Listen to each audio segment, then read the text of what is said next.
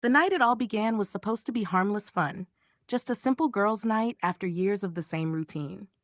I didn't know that one night would change my life completely, and not for the better. My name is Laura. I was married to James for 15 years. We had two wonderful kids, Ethan, 12, and Lily, 9. Our marriage wasn't perfect, but we had built a quiet, stable life.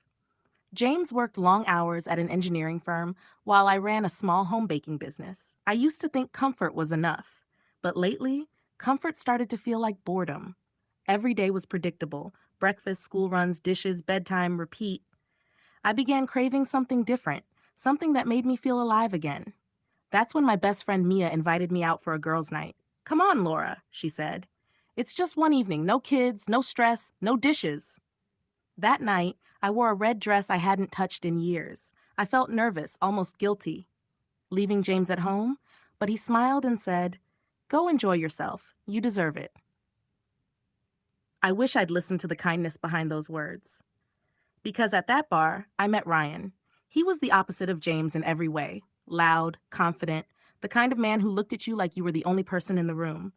He told me stories about his travels, his adventures, and how life was too short to play safe. For the first time in years, I felt noticed. That feeling was dangerous.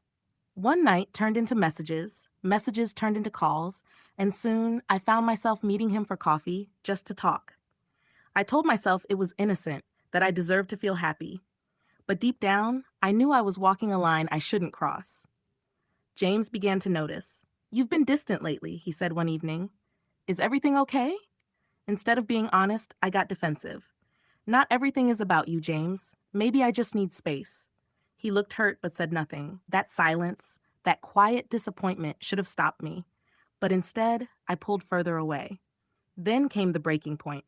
Ryan told me, "You don't belong in that boring life. You deserve excitement, freedom." And like a fool, I believed him. 1 month later, I left James. I told him I wasn't happy anymore, that I needed something new. He didn't yell, didn't beg, he simply nodded, tears in his eyes, and said, "If that's what you want, I won't stop you." I moved into an apartment with Ryan, thinking I was finally free. For a while, everything felt thrilling. Late night drives, spontaneous trips, no responsibilities. But slowly, the cracks appeared. Ryan wasn't the dream I imagined. He was moody, unpredictable, and careless. He didn't like my kids visiting, saying they interrupted our time. He didn't have a steady job either, just excuses. Meanwhile, James stayed patient. He never badmouthed me to the kids, never argued. Every time I dropped them off, he smiled politely and asked how I was doing. That quiet strength started haunting me more than any insult could. 6 months later, Ryan got into trouble, an ugly bar fight that landed him in court. That's when I finally saw him for what he really was: reckless and selfish. I packed my things and left, but by then the damage was done. My marriage was gone, my reputation ruined, and my children looked at me differently, with confusion and disappointment. When I asked James if we could talk, he said calmly, "Laura, you made your choice. My only focus now is the kids." Then came the hardest part. He filed for full custody. His lawyer argued that I created an unstable environment for the children, and honestly, he wasn't wrong. During the hearing, when I saw Ethan and Lily sitting beside their father, I broke down. I realized I had traded 15 years of love and loyalty for a few months of excitement that meant nothing. The judge granted James primary custody. I still get visitation rights, but my weekends feel empty now.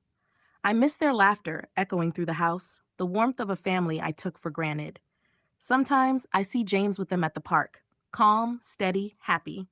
And though it breaks me, I know he deserves that peace. Last week, Ethan hugged me and whispered, "Dad doesn't hate you, Mom. He just doesn't trust you yet." That single word, "yet," gave me hope. I've started therapy, rebuilt my business, and I'm slowly trying to prove that I can be the mother they remember, the one who used to tuck them in and tell them stories every night. As for James, I don't expect forgiveness, but I respect him more now than ever before. He didn't take revenge. He didn't shout. He just rose above it all. And that, I've learned, is what true strength looks like. Not in anger, but in quiet dignity. If you like the video, please subscribe and turn on notifications.